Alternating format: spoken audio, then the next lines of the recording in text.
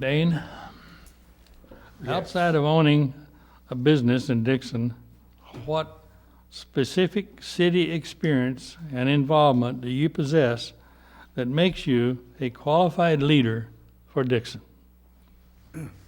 Well, back in the 1990s, when the city didn't have a bus service, I was appointed to a transportation commission and was elected to be the chairman of that commission. And during a few years, we were able to establish a 5- and 10-year plan so that the city could get quite a few dollars released from the Transportation Commission, and today we know that as Dixon Ready Ride.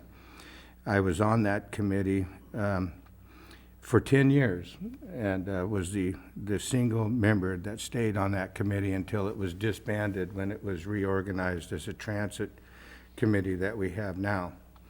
I was also a member of the Lighting and Landscaping Committee some years ago when the residents of Pheasant Run and Cherry Glen and a couple of other areas were upset about the fact that they were paying quite a bit of money for lighting and landscaping, which is something that everybody enjoys along Pitt School and West A Street. And I was instrumental in working out the issues with that committee to reduce some of their obligations so that it was a little bit more fair in doing that.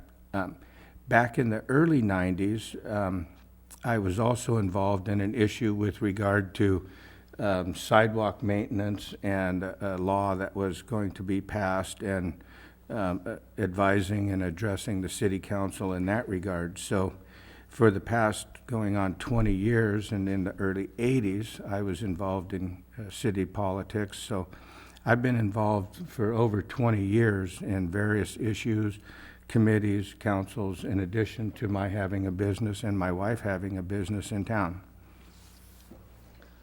Thanks, Dane. Well, thank you, candidates.